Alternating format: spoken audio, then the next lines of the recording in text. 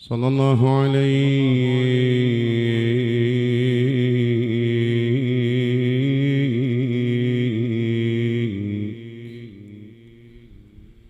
يا مولاي وعلى آل بيتك المظلومين الميامين المعصومين والهداة المهديين وحجج الله على العالمين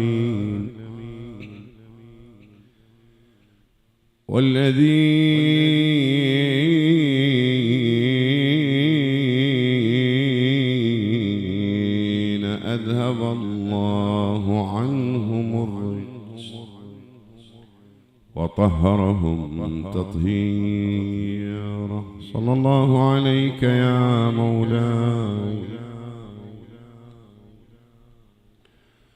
يا أبا عبد الله. صلى الله عليك يا مولاي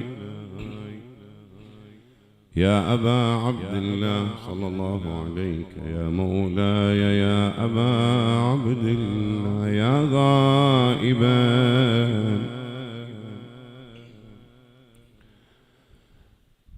يا غائبا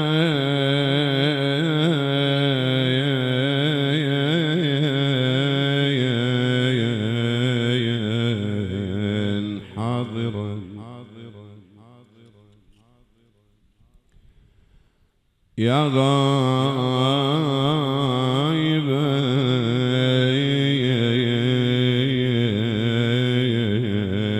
حاضرا بالروح والمقل يا غائبا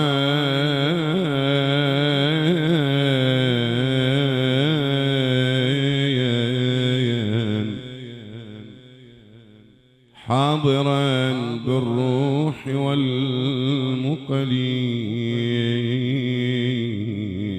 وشاهدا ما جرى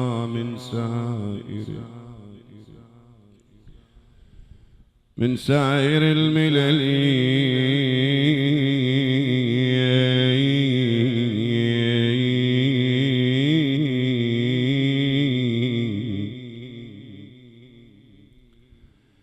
مولاي إن كنت محتجبا شخصا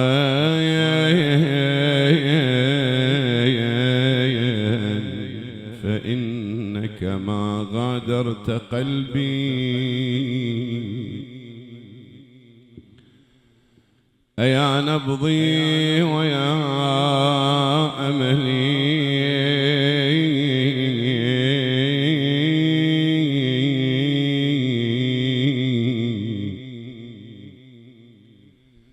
ما دمت محتجبا يا ابن الأطايب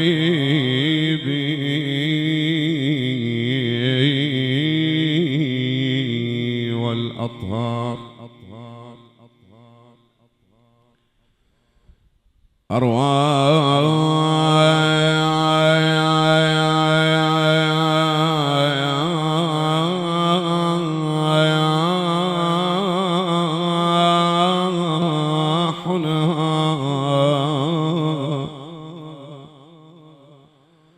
تجدو لك السبل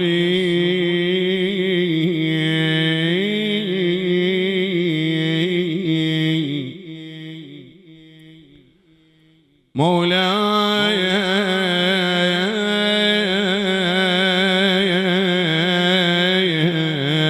عمر المحب قضى الشمع يذوب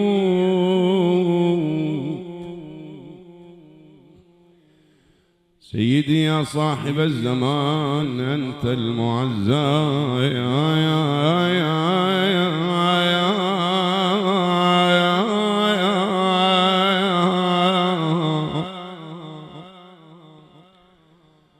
مولاي إن كان الحسين حرارة في قلوب المؤمنين فما هو الحسين في قلبك يا صاحب الزمان؟ أنت من تبكي صباحا ومساء وبدل الدموع دما سيل. مولاي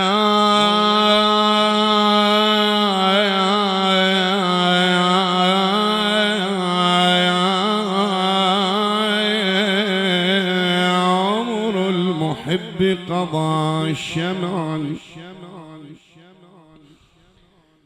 يذوب على باب اصطبارك آهات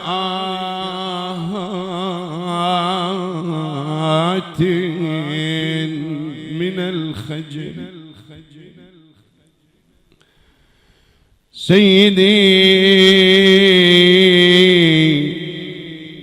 يا صاحب الثار أي الثار تطلبه؟ وبعض ثارك قتل السائدة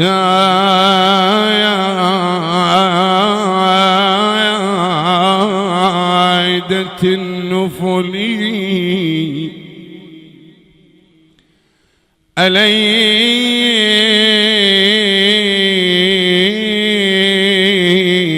أليس قد قتلوا؟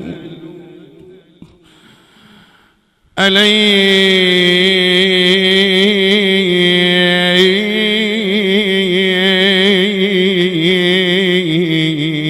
قد قتلوا صبط النبي؟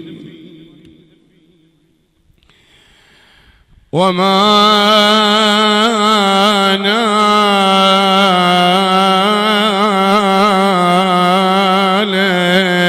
تكفينا ولا غسلي. أليس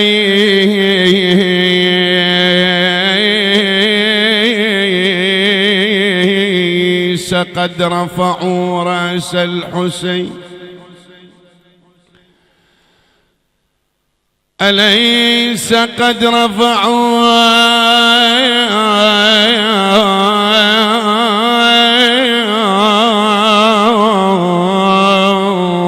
رأس الحسين وما نالت شفاه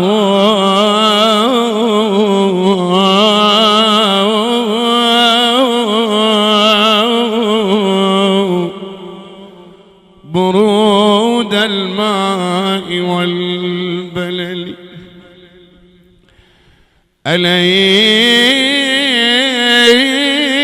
أليس قد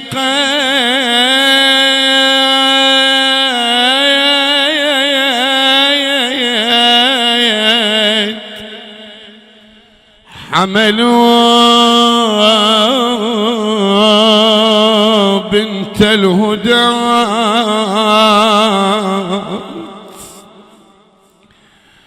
على عجف المطايا ونوق صعبة هزلي.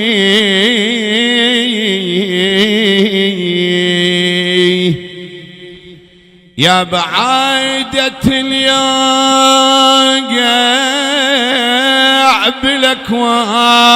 بالأكوان بويا ويصير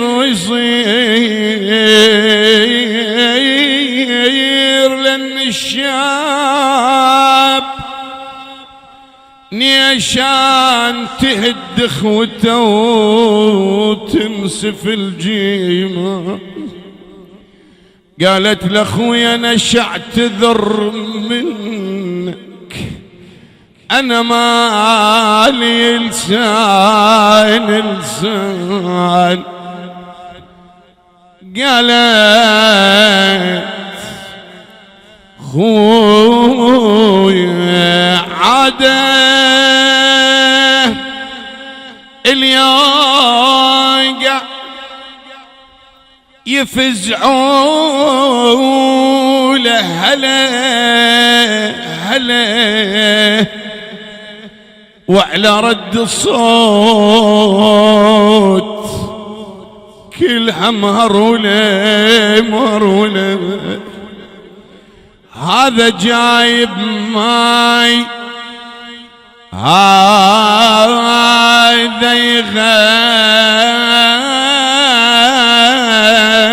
يغسله وهذا جايب جفن ذاك يفصله وهذا يحفر قبر ذاك ينزله بويا هاي عادة الما جروها بكربل هاي عادة الما جروها بكربلاء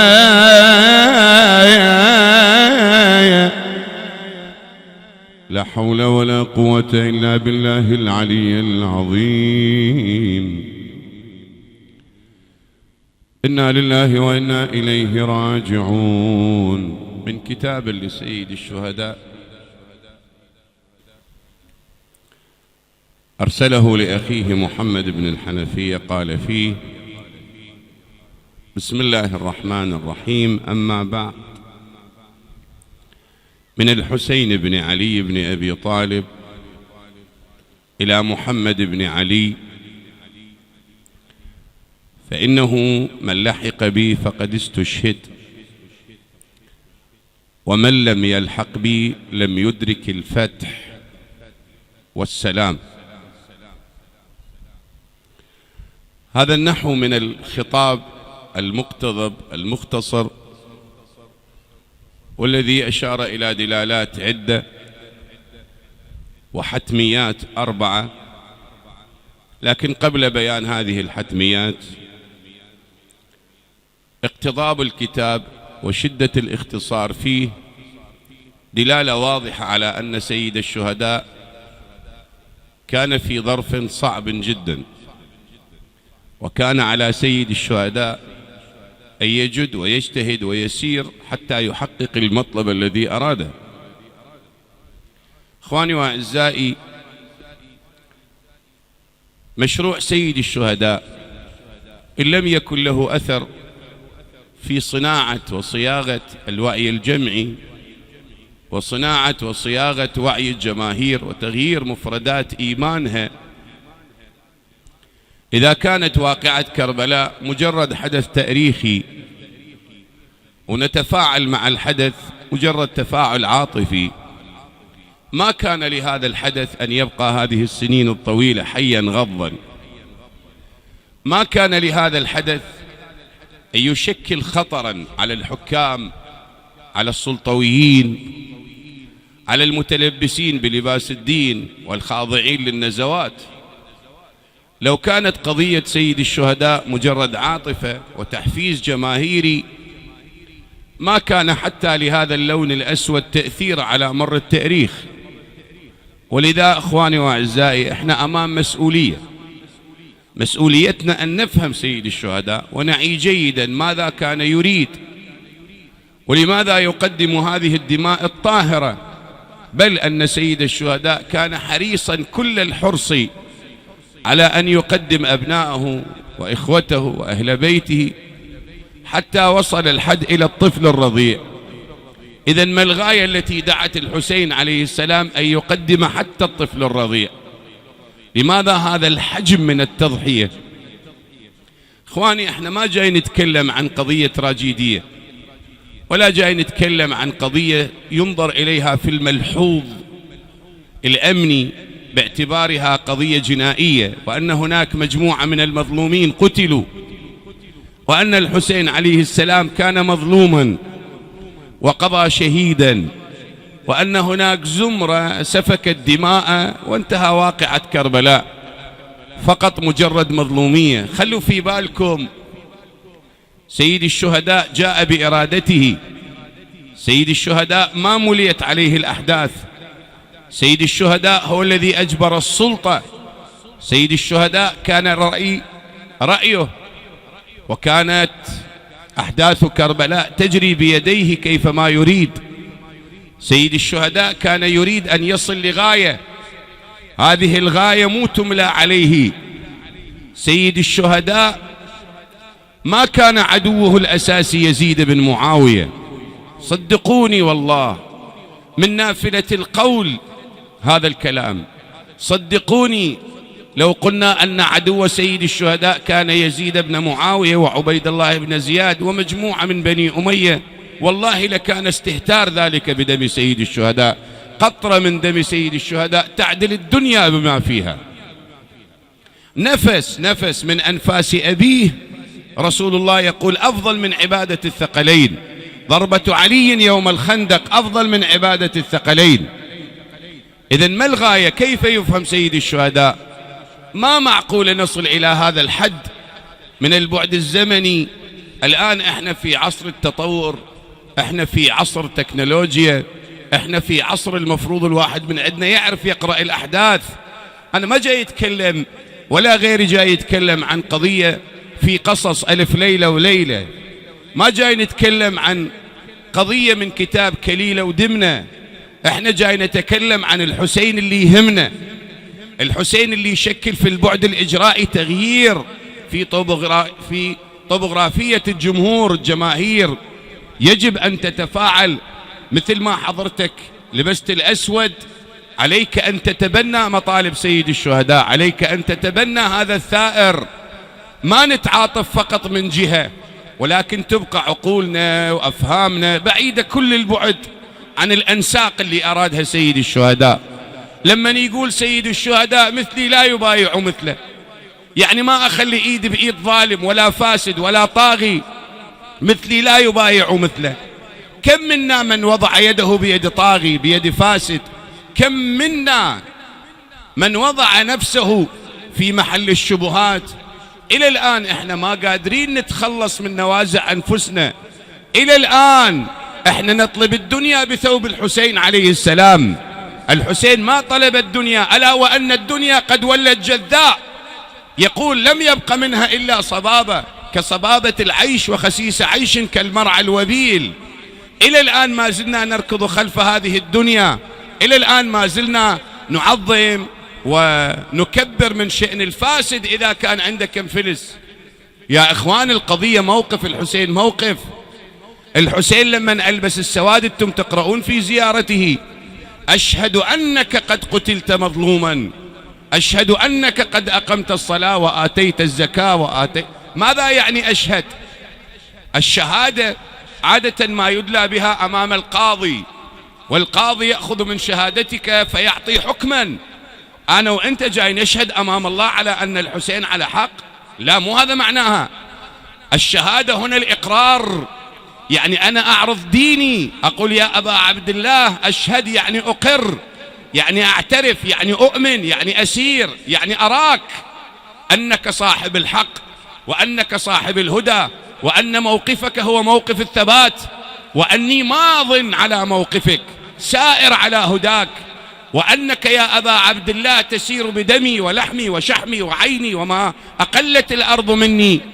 ما يمكن إلا أن أكون ثائرا بوجه الفاسد والفاسق والفاجر. القضية يا إخواني، الحسين ما نادى بنداء عشائري ولا إقليمي ولا طائفي ولا وطني ولا أي شيء من هذا النوع. واقعة كربلاء خرجت لأجل الحق. ألا ترون إلى الحق لا يعمل به وإلى الباطل لا يتناهى عنه، ويكدح المؤمن حتى يلقى ربه. الآن كم وكم نرى الحق لا يعمل به والباطل هو المسيطر، ومن منا يميل إلى الحق إلى الباطل؟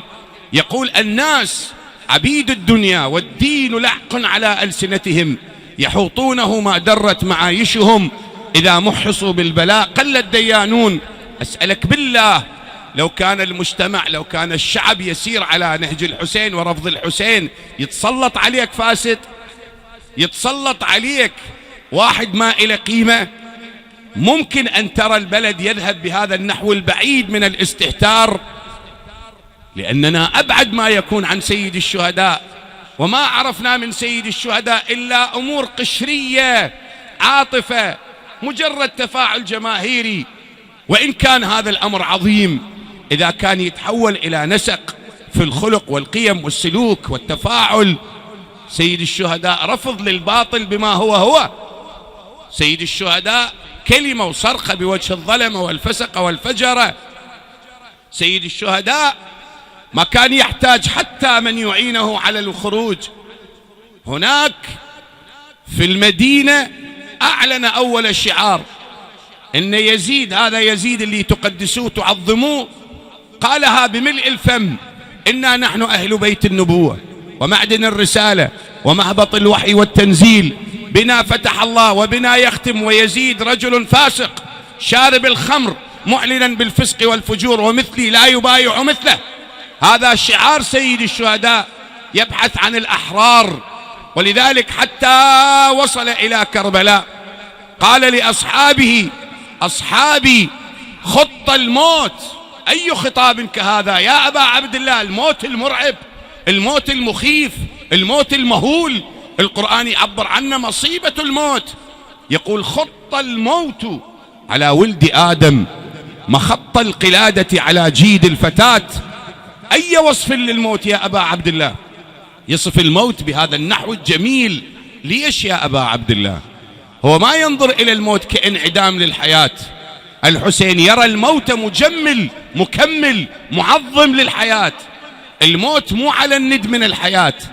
الحياة إذا ما تنتهي بميتة للشرفاء، الحياة إذا ما تكون نهايتها مبدأ ورفض للباطل، بئس الحياة تلك. ولذلك قال: لا أرى الموت إلا سعادة والحياة مع الظالمين إلا برما. يأبى سيد الشهداء أن يعيش 100 عام ولكن ذليل، ورضي أن لا يبقى إلا سويعة واحدة، ولكن هو صاحب الرأي والقوة والمنطق والإرادة. آلاف من الناس اجتمعت، سيوف، رماح، منعوا الماء، قتلوا الأبناء، قتلوا الأخوة، ولكن من منهم مس الحسين ومبدأ سيد الشهداء؟ ما زال يريهم الذل والمهانة. قطعوه، داست عليه الخيل وهو حي. فهويت إلى الأرض جريحا، يقول: فهويت إلى الأرض جريحا، مو ميت، جريح. تطأك الخيول بسنابكها وتعلوك الطغاة ببواترها، قد رشح للموت جبينك واختلفت بالانقباض والانبساط شمالك ويمينك. كل هذا وما استطاع أحد أن يثني سيد الشهداء عن رأيه ولا عن مبدئه ولا عن قيمه.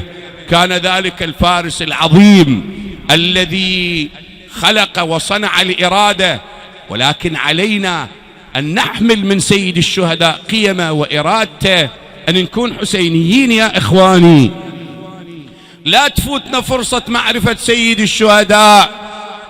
أصحابه يقول: خط الموت على ولد آدم مخط القلادة على جيد الفتاة، فما أولهني شوق علما، فما أولهني لأسلافي أو إلى أسلافي اشتياق يعقوب إلى يوسف. دقة، قال: كأني بأوصالي. كان له أن يقول لأصحابه: أنا مقتول. لا، حرص سيد الشهداء على إبراز جزئيات القتل. خب قل لهم يا أبا عبد الله أنا مقتول وانتهى الموضوع. لا، يريد أن يبصرهم بجزئيات القتل. كأني بأوصالي تقطعها عصلان الفلوات. أوصالي، يدي، رجلي، رأسي، كل هذه أجزائي تقطعها من؟ عصلان ذئاب. عصلان يعني ذئاب بشرية. عصلان الفلوات بين النواويس وكربلاء، فيملأن مني أكراشا جوفا وأجربة سغبا، لا محيص عن يوم خط بالقلم. رضا الله رضانا أهل البيت، نصبر على البلاء ويوفينا أجور الصابرين. سيد الشهداء مبدأ وقيم سيد الشهداء كان مبدأه وقوته من الله، ما كان ينتظر حتى نصرة الناصر. يقول لأصحابه إن القوم يطلبوني ولو أصابوني لذهلوا عن طلب غيري. هذا الليل قد غشيكم فاتخذوه جملا. يعلمنا أن اللي يؤمن بالله يعني يؤمن بالقيم، يعني ما ينظر مصيري شنو راح يكون، إيمان عملي، إيمان فعلي. إخواني العجيب احنا نقرأ إياك نعبد وإياك نستعين، والحال نحن لا نعبد الله ولا نستعين به. العجيب أن كل مبادئنا قد تكون مغلوطة معكوسة، ظاهر شيء وباطن شيء. الغريب يا إخواني نقول أشهد أن لا إله إلا الله، وإحنا نؤمن بآلهة أنفسنا، نؤمن بغطرستنا، نؤمن بدناءتنا، نؤمن بشهواتنا. إلى الآن لم نستطع طرد الآلهة المزيفة اللي في داخلنا. أفرأيت الذي اتخذ إلهه هواه. علي أمير المؤمنين كسر الأصنام جميعا حول الكعبة وأبقى صنما واحدا ما استطاع تكسيره، اللي هو هواك وهواي. احنا اللي نكسر غرائزنا، احنا اللي نكسر هذا الصنم القاتل اللي يردينا إلى نار جهنم. ولكن إلى الآن نحن أتباع عنده، نسجد عنده، نركع له، نسمع منه، وندير الظهر إلى الله سبحانه وتعالى. تأمل يا حبيبي، الحسين صرخة، الحسين صرخة، مو مناسبة دينية عفوية جتي وتروح. الحسين مبدأ. كون المجتمع لما يبدل اللون اللي يلبسه، يلبس الأسود أيام سيد الشهداء، يعني يقول له أنا مو بس لابس حداد عليك، أنا لابس يا أبا عبد الله كل القيم اللي أنت دعوت إليها. أنا على مبدئك، أنا على نهجك، أنا على ثورتك. مو القضية قضية أسود. شفنا فاسد طاغي ويلبس الأسود ويقيم له مجلس، وشفنا فسق وفجر وشفناهم يعرضوهم وكأن الحسين عليه السلام راض عنهم، وأنتم أعداؤه، وأنتم أعداؤه. دعوني يا أخواني أن أشير إلى نقطة مهمة. عادة ما نشير إلى هذه القضية، قضية سيد الشهداء وخطبته، يقول خط الموت أو كأني بأوصالي. أكو مقدمة لهاي الخطبة قل ما يذكرونها الناس، وكأن هاي المقدمة يعني وكأنها ليست حركية. احنا الآن نبحث عن الخطاب الحركي. الحسين يبدأ من كأني بأوصالي أو أني ما خرجت أشرا ولا بطرا، دائما نركز على هذه. دعوني أن أشير إلى بداية خطبة من خطبه اللي قالها أو وصية تركها لأخيه محمد بن الحنفية وهو في المدينة. كتب الحسين عليه السلام هاي المقدمة اللي الكثير يغض الطرف عنها. ليش؟ لأنها مقدمة عادية كل احنا جايين نقولها، فما حاجة نركز عليها في الشرح والتفصيل. ما هي المقدمة؟ يقول سيد الشهداء: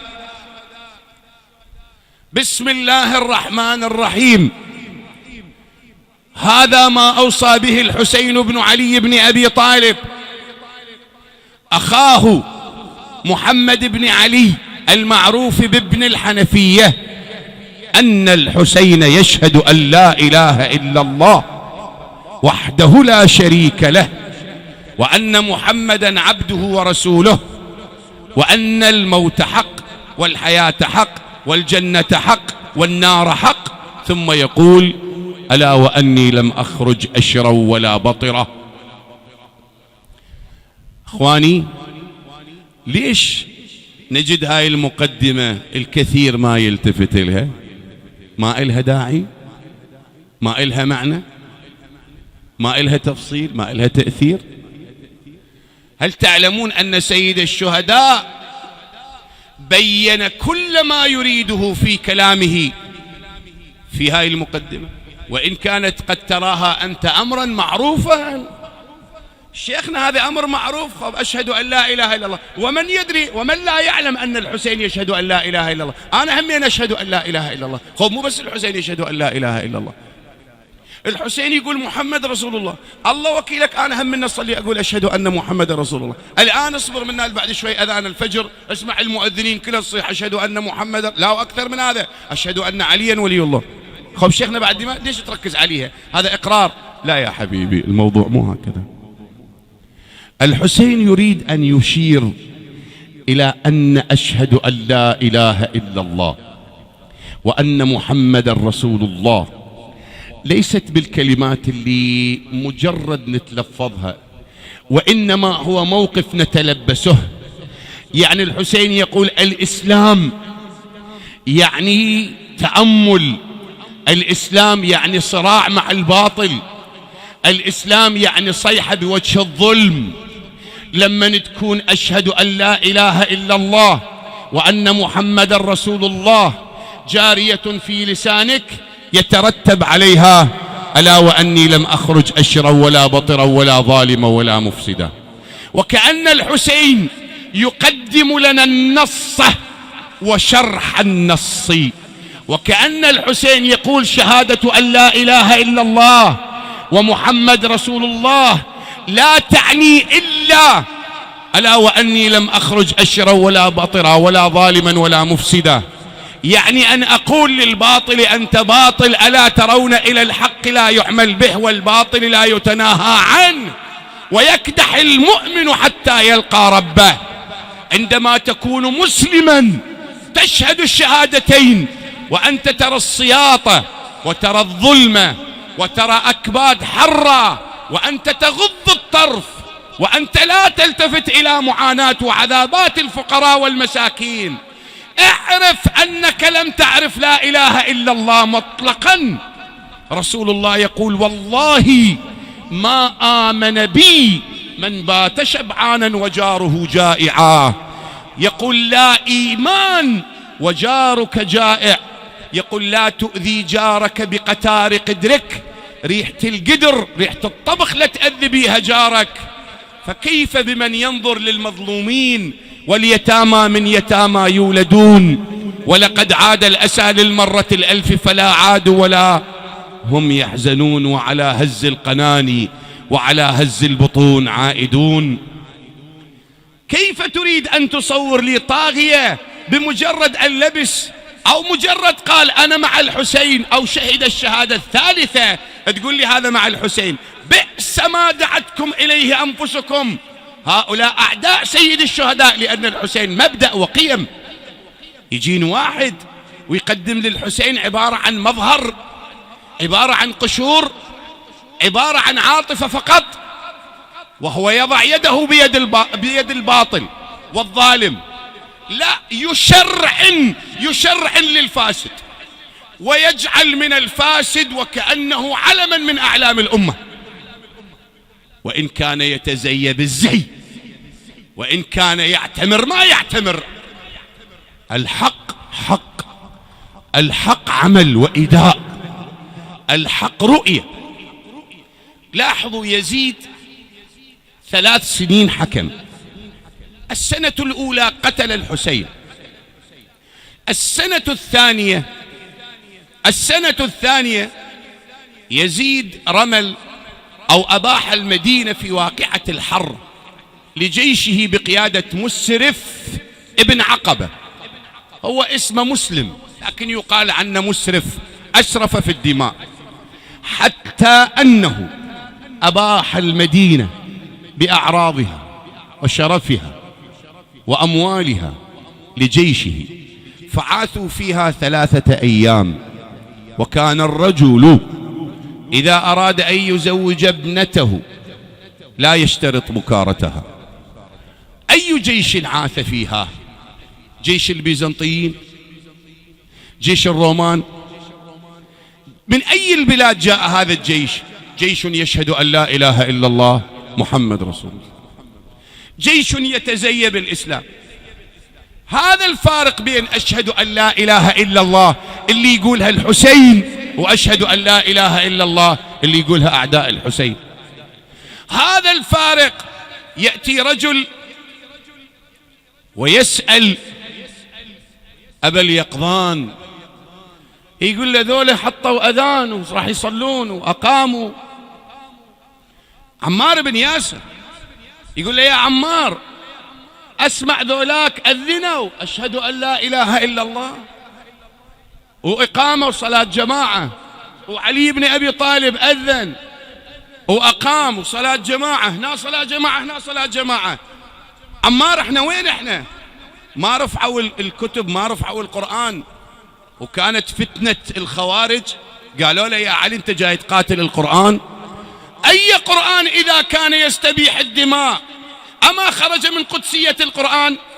أما خرج من قدسية الإسلام؟ هاي الحصانة اللي جاي تعطوها إلهم، وكل أفعالهم لا تبتعد عن أفعال الطواغيت والظلمة، نسخة طبق الأصل من أفعال فرعون. فرعون شنو كان؟ يستحيي نساءكم، يقتل أبناءكم ويستحيي نساءكم. وماذا فعل بنو أمية؟ أما قتلوا أبناءكم واستحيوا نساءكم وأرهبوا الناس، وصار الناس يصارعون الجوع والأموال. كما قال سيد الشهداء تبا لكم أيتها الجماعة وترحى. حسين يكلم منه؟ يكلم أمة فاسدة، أمة بدل أن تقف مع سيد الشهداء وقفت مع يزيد. تبا لكم أيتها الجماعة وترحى، أحين استصرختمونا والهين فأجبناكم موجفين، سللتم علينا أسيافا لنا بأيمانكم، وحششتم علينا نارا اقتدحناها لعدونا وعدوكم، فأصبحتم إلبا لنا أو على أعدائكم، لنا على أعدائكم، من غير عدل أفشوه فيكم. تطيعون أعداءنا وتقفون ضدنا وإحنا اللي جايين حتى ننصركم ونخلصكم من الظلم. أي دين هذا؟ أي إسلام هذا؟ إذن السنة الأولى قتل الحسين، الثانية أباح المدينة، الثالثة ضرب مكة بالمنجنيق وأحرق الكعبة. ايش تعني لك هاي الأمور الثلاثة؟ الأولى قتل الحسين يعني قتل النبي، يعني امتداد روح النبي، حسين مني وأنا من حسين. الثانية لما أباح المدينة التي كان فيها رسول الله، سنة رسول الله، يعني يحرق السنة ويضرب الدين بأسره. والثالثة كعبة المسلمين، يعني يشير برمزية إلى أنه يهين التوحيد. إذن يزيد في 3 سنوات أبقى شيء للإسلام؟ بقي شيء للإسلام؟ ما أبقى شيئا للإسلام. الحسين يقول أشهد أن لا إله إلا الله وأن محمد رسول الله، تعني الوقوف بوجه هذا وأمثاله. أما أشهد أن لا إله إلا الله وأنا أغض الطرف، أشهد أن لا إله إلا الله وأنا آخذ رشوة بعملي، أشهد أن لا إله إلا الله وأنا أغش الناس والمسلمين، أشهد أن لا إله إلا الله وأنا أستغل منصبي كطبيب ومتفق ويا أبو الصيدلية وأعطي هذا المسكين مجموعة من الإشارات التي لا يقرأها إلا هو حتى يستنزفون أمواله. أشهد أن لا إله إلا الله وأنا آخذ أموال الشعب ومشاريع الشعب ونفط الشعب. أي لا إله إلا الله؟ تضحكون على من؟ على منو؟ يقولون أكو أحد العلماء الأجلاء على فراش الموت، فطلابه قاعدين داير ما دايره يبكون، راح يفارقونه. فواحد من طلابه قال له مولاي هنيئا إليك، أنت هنيئا إليك مؤلف الكتاب الفلاني، مدرس الدروس الفلانية، إلك حضورك، إلك وجودك، إلك سنين وأنت في خدمة المذهب. تعرفون شنو رد عليه؟ قال له بني أخلص العمل فإن الناقد بصير. قال له ما يعبر على الله إلا العمل الطاهر لوجهه. ومنو قال لك أنا ما أصابني رياء وعجوب وما أدري شيء إيش وحب دنيا؟ إخواني وأعزائي، الحسين عليه السلام مبادئ، الحسين قيم. ما أريد الإطالة عليك، إن شاء الله الليلة المقبلة أتعرض للحديث الإمام، لأن كان في نيتي أن أقدم الحتميات الأربع اللي هي حتمية الشهادة، حتمية الفتح، حتمية الربط بينهما، وعدم تكرار الحدث وما فيها من قيم. إخواني وأعزائي، سيد الشهداء ما يتراجع لحظة واحدة عن مبدئه: العطش، الغربة، الأولاد اللي قتلوا. شنو الداعي الحسين عليه السلام يسلم أخته وبنات رسول الله للسبي؟ ذني بنات رسول الله، ومن أغير من سيد الشهداء؟ غير الدين أهم، غير دين أهم عنده أن ينصر الدين. ليش يقدم علي الأكبر في لذة كبده أشبه الناس برسول الله؟ ليش ينجرح هذا الجرح؟ غير دين الله أعظم، غير دين الله أعظم. ليش ينذبح طفل رضيع بإيده من الوريد إلى الوريد؟ إمامكم الصادق يقول الطفل أخرج يديه من القماط لما أحس بحرارة السهم واعتنق والده. تتحمل مثل هذا المظهر؟ ليش؟ غير على دينه. شهوة صغيرة نأشرت لك هالشكل، عفت الدين ورا ظهرك. منظر حرام واحد صار قدامك، عفت الدين ورا ظهرك. مكسب فيه غش، فيه رشوة، فيه مال، عفت الدين ورا ظهرك.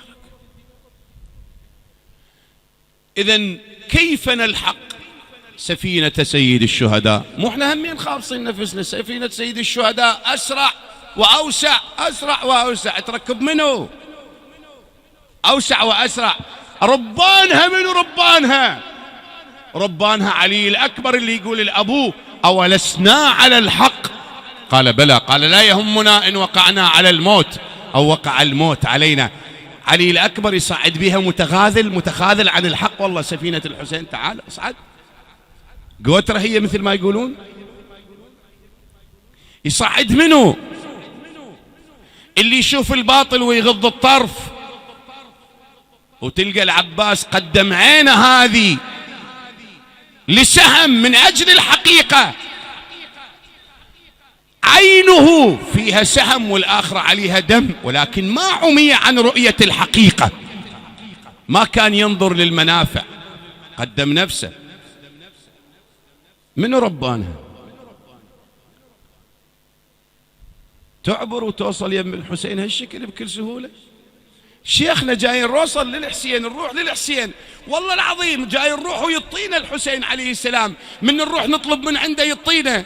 وإذا انطاك يعني انت زين؟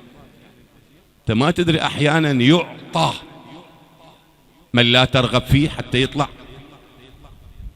أحيانا تروح الواحد ينطي حتى ما يشوفه، يقول لك روح. من أول مرة ينطي يقول له حتى روح، ما أدي أخلص منك. تتصور يعني إذا انطاك الحسين يعني أنت مع الحسين مثلا؟ خلينا شوية أخواني نقرأ سيد الشهداء قراءة صحيحة بروية. إلى الآن بعدنا ما نعرف، لربما نكون إحنا أعداء أو جاي نزيد عليه الصياط والجراحات. مثل سيد الشهداء بالله عليك يبقى جسده تحرق الشمس، حرارة الشمس 3 أيام بلا غسل ولا كفن، بلا غسل ولا كفن 3 أيام. ما اكتفوا قتلوه، أهل بيته ما اكتفوا داست عليه الخيل، ما اكتفوا حملوا الرؤوس، ما اكتفوا أخذوا النساء، يبقى جسد بلا غسل ولا كفن 3 أيام. الله أكبر. الله، جسد الحسين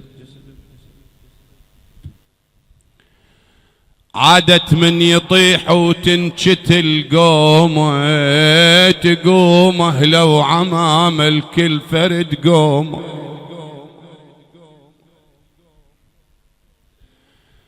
تلوح خيولها وتشهر مواضيها، 3 أيام ما تدرب لياليها. هاشم بالشمس ما حد قرب ليها، حلت بعيونها بطف كربلا النوم. يا بكثر صايح اجا النسوان لما شافن الاجزايات، صاحن بالشمس دم جسمه بالسجاد. تنام العين وحسين وهلا الامجاد، بدر بالتم وتزهر بالسما نجوم. ابو علي اجت النساء تصيح، يا بكثر صايح النسوان على ابو اليمه، تنخ الزلم تمشي وتدفن بهمه. ويلي تنخ الزلم تمشي وتدفن بهمه. خافوا ذولا يقولون شلون نوصل للأسر. يقول بيناهم كذلك إذ طلت عليهم من بعيد سواد. يا من بن زياد خافوا وحطوا ربويه، أولى نزل مملثم قاصد ابنيه. تنحى وخاف يضار من بني مويه، وذاك الجمع من لومه كثر ريه. نشدوا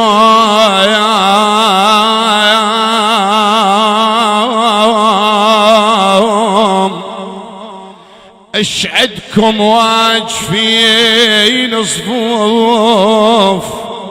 قالوا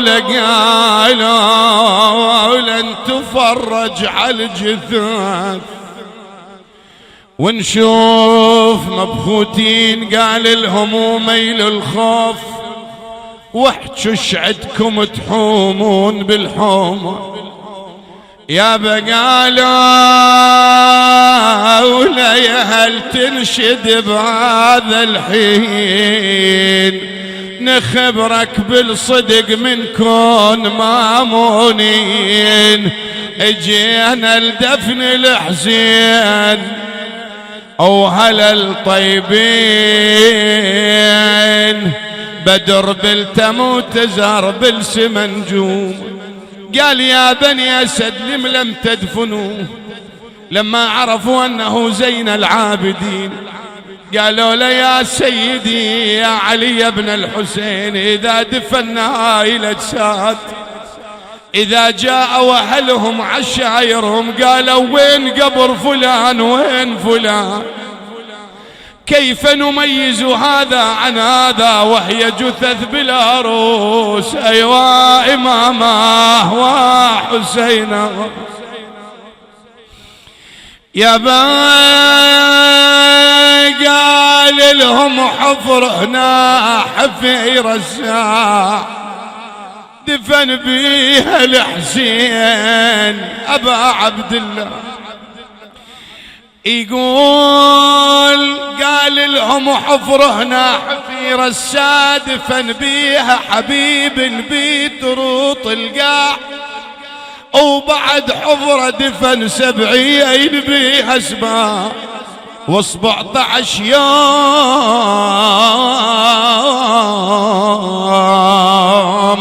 الكون معروفة. يقول لما اجى يمشي تبعنا، قال يا بني أسد تنحوا لا يتبعني أحد، ليش يا ابن رسول الله؟ قال هذا حدكم بعد ما يصير يطل أحد منكم يقول فعرفنا أنه ماض لسيد الشهداء. رحم الله من نادى وحسينا أيوا مظلومة. يقول نظرنا لما دنا إلى جسد مقطع قال يا بني أسد إلي ببارية. يقول جبنا البارية ما تصنع؟ قال أجمع فيها جسد والد المقطع. بويا حنا ظهره على ابوه والله اعلم بحاله. مكان الجفن والتابوت لفه بارية او شاله. لو قلنا الجسد مجموع شال الخنصر المقطوع. يقول شفنا يبحث عن شيء إلى أن حمل شيئا من الأرض أمعنا النظر وإذا به خنصر الحسين المقطوع. لما أنزله إلى قبره قال أبا أما الدنيا فبعدك مظلمة وأما الآخرة فبنور وجهك مزهرة. أما حزني فسرمد ودمعي فمخلد حتى يجمع الله بيني وبينك. يقول بيناه وكذلك. يقولون اللي يدفن الميت يخلي خد الأيمن على الأرض. ماذا وضع إمامنا زين العابدين والراس عند ابن زياد. يقول وضع نحر الحسين لكن يسمع النحر يقول له أبا والسد رضيعي إلى صدري. جاء بالرضيع وضعه على صدر الحسين. بعد منو اللي دفن عند الحسين؟ يا باي قل له يا علي يا علي خلي الأكبر يم أبوه هو أخوي حزام ظهري وأنا أخوه. هذا المغبر وجوه الحاربوه لما اندفن يقول طلع قال بني أسد هل بقيت باقية؟ قالوا له يا علي بقي بطل على جهة العلقمي. يقول راح إلى ذلك المكان قال له يا عم هذا الواك مالك ما تشيل الواك قوم وصيح واشهر سيفك بيمناك. لما اندفنه اختصر لك يقول زينب لما رجع لها زين العابدين وين كنت؟ قالها لقد دفنت والدي والأجسام. قالت بالله نشدك ماي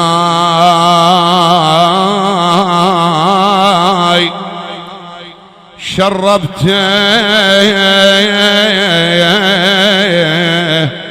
يا دفان عطشان أخي